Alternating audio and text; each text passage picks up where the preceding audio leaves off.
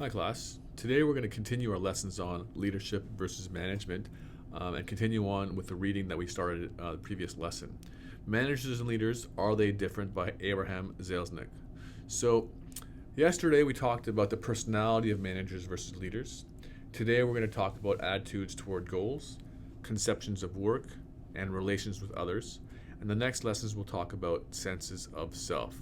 So, um, how are managers and leaders different in how they look at the goals of their work, I guess, or the goals of their life? And so, if you look at managers, what are they trying to do and how do they operate in terms of what their goals are? And so, it might not even be goals as the right word, but the goals are their job function, the necessity of their work, the necessity of what they have to do to survive, I suppose. But these are not their desires, right? There's a difference between doing your job and wanting to do your job, or seeing a task versus seeing something as a desire, right? And so to be a manager, you're viewing this as merely a job and not something you desire to do. Okay. Again, we've mentioned this before, the reactive, right? So um, managers might look at the goals as part of their job function and will react to changes versus trying to make changes happen before before they see them coming, right? So the react versus being active. Okay. They respond to ideas. So things will come to them and they'll respond to it appropriately, which is great, versus seeking out new ideas or trying to create them themselves so much, right? So these are ways that managers have different attitudes toward goals. Versus leaders. How do leaders view these types of things? And so a leader is going to see their goals as deeply rooted and personal, right? So again, a leader can be in a job the same way a manager could be in a job. They could have the exact same job. And so it's just about how they view this job or view this goal, right? The leader's goal is to accomplish something that they believe in or they really have connection to, whereas the managers might see that goal as a job function, a job task, a necessity of work, right? Well, these two personality types or two attitudes is going to lead to vastly different performance and effort and motivation. Leaders are active. They actively seek out different solutions, right? They are actively trying to accomplish these goals of their life. Okay. And lastly, leaders are more likely to shape ideas, create ideas, seek out ideas. Um, they are not afraid of these changes. A goal might be to find the best way to do something versus just to do something. A goal might be to find new methodologies, to create, to innovate. Whereas a manager might think, my goal would be to finish the job. Very, very different attitudes, very, very different ways of looking at your job function or your job work. And lastly, leaders are more likely to alter directions and actions, right? A manager sees their goals as part of the job, as part of the job function. And so any alteration or any divergence from this clear, straight path might seem very negative and might seem counterproductive to accomplishing their goal for a manager. Yet a leader is much more likely to be willing to change direction, be willing to create actions that might on the surface look like they're going to be going backwards. But they see a bigger picture, a bigger goal, something more important perhaps that they should accomplish. And so this is how managers and leaders differ in how they view their goals, view what their function is or what they should be doing. Okay? Again, and these are just two different people looking at something differently and feeling something differently. So the next one is, how do leaders and managers differ in their conceptions of work? So a manager may establish strategies. Great, perfect. We want managers to establish strategies. We want leaders to establish strategies. Managers are going to make decisions, of course. We want that. They will help in a process. They're going to create structured solutions. They're going to limit conflict. balance views of opposing members of teams, and they're going to want lots of compromise, right? Because they don't want conflict and they want to survive. These are things that managers do. And so let's unpack these ideas in a little bit. Right, so if you look at all these characteristics, you're seeing good things. You're seeing things that you want your managers to accomplish. You want someone in your workplace to create solutions, to balance viewpoints, to seek compromise at times, and to survive. You want this person to exist. However, you don't want someone who sees survival as something so necessary that they may compromise other things. You don't want someone who is going to go so far to limit conflict between their people that's going to undermine someone's desire to improve or to not want to contribute, right? You don't want to just only have balance. You want this manager to be able to make a hard choice. You want this manager to be able to reprimand someone or not to just try to make everyone happy, right? This person needs to be doing management work for you, needs to lead their people ultimately, right? So can a manager do that if they're so caught up in trying to survive and keep their job themselves or limiting their own conflict within their team, right? Again, we want to limit conflict, we want to balance, we want compromise, all these things we want, but where does the desire for compromise outweigh your desire to get the best solution, right? So we don't want to say that these things are bad, but if these things are driving how you see your workplace or what you should be doing, that could be a problem for growth of your organization, right? So think about this when you're looking at managers or who your managers may be. And so how does that contrast to workers or leaders? So leaders are typically willing to open up issues more, right? Because we know that if you open up the issue, conflict is more likely to arise. Disagreements are likely to arise when you open up issues versus trying to avoid issues that you see many people do because they don't want to deal with the conflict that exists. You want fresh ideas. A manager is more likely to oppose fresh ideas because a fresh idea is going to change the current mode that they're in. It's going to change the workplace. They have reached a position of manager, which is a position of power, but a new idea could challenge that power, could change the balance of what they've developed and worked for so long. A leader is going to welcome debate. A leader is going to welcome conflict, right?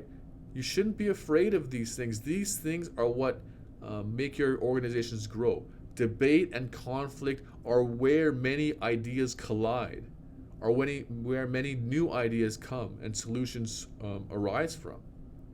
You want to arouse emotion. You want to make your people be emotional about things. You want them to feel things. You want them to feel part of this work and wanting to work and being part of a solution. There's risk. Leaders are willing to assume risk. We talked about entrepreneurial, right? That's inherently very risky, right? Leaders are willing to risk it all because they believe in their work and they actually believe that that's part of their job function, to risk, to seek new ideas, to seek the better methodology, right? Not to feel comfortable in where they are. So leaders want change or think about change as part of their job. They think about the conversation as part of their job. They think about trying to create something different, trying to make people passionate as part of their job function. And so that's the difference between how managers and leaders have their conceptions of work. And so the next one we're going to go on requires a thought piece here. And so here you have a picture of a boy contemplating a violin. So just examine this picture. There's a boy right here. There's a violin. This looks just like a placemat. We don't know what's happened here. There's no real background story that we can think of. But what I want you to do is, in the space provided or in a separate piece of paper, I want you to write a short paragraph on the story of this boy who is contemplating a violin. right? I want you to write down the circumstances surrounding what he's thinking, why he's thinking it, what happened here to make this picture happen, right? What were the events that took place, okay? So pause and write that paragraph down, and then continue the video after you've written your paragraph. Okay, so once you've finished writing your paragraph, I want you to go to the reading, Managers and Leaders, Are They Different? And read page 19, the Relations with Others section. So read that section and imagine and think about how that section relates to the picture that you drew. So you can pause that or pause this and read that section. And so you've read that section now. And so I'm just going to read an excerpt to make sure we're all on the same page here. I'm going to start reading at Mom and Dad. So, Mom and Dad insisted that their son take music lessons so that someday he can become a concert musician. His instrument was ordered and had just arrived. The boy is weighing the alternatives of playing football with the other kids or playing with the squeak box. He can't understand how his parents could think a violin is better than a touchdown. After 4 months of practicing the violin, the boy has had more than enough. Dad is going out of his mind, and Mom is willing to give in reluctantly to their wishes. Football season is now over, but a good third baseman will take the field next spring.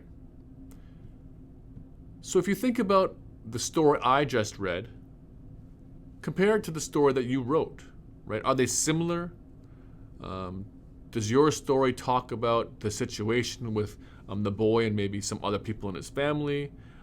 Thinking about how the boy doesn't want to play the violin and wants to do something else. You know, how does your story compare to the story that I just read? Okay, so you know, take some notes in your mind. Is it similar? How is it similar, or is it very different? And maybe how is it very different? What are the emphasized points in your story versus what maybe are the emphasized points in the story I just read? Okay, so pause. Take a minute to think about that.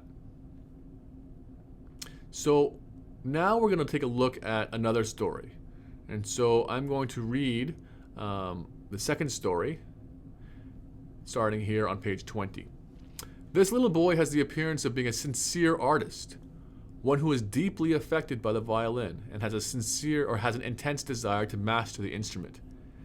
He seems to have just completed his normal practice session and appears to be somewhat crestfallen at his inability to produce the sound that he is sure lie within the violin. He appears to be in the process of making a vow to himself to express the necessary time and effort to play this instrument until he satisfies himself that he is able to bring forth the qualities of music that he feels within himself. With this type of determination and carry through, this boy became one of the great violinists of his day. So, think about that story and how maybe that story is different or similar to the story that you wrote, right? What are the themes?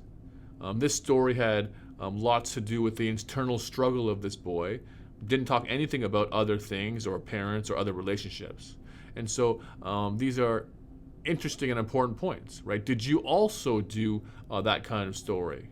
Or did you do a story more like the previous story with the boy talking with his parents and wanting to play football? So with those two stories and you comparing your stories to theirs, I'm going to read a little bit about what this reading says about those stories or how people conceptualize things. At the top of that page, it says, managers relate to people according to the role they play in a sequence of events or in a decision-making process, while leaders who are concerned with ideas relate in more intuitively and empathic ways. The distinction is simply between a manager's attention on how things get done and a leader's to what the events and decisions meant to participants. Right? So what am I saying? Right? The first story is much more managerial. Right? The first story is much more about satisfying the happiness of the family, the father and mother and the son.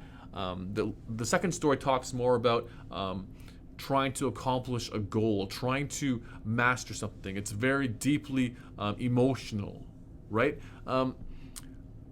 Again, this does not illustrate or say that you are a leader or a manager. This is just a simple exploration of an activity. Thinking for yourself, why did you write this in this way?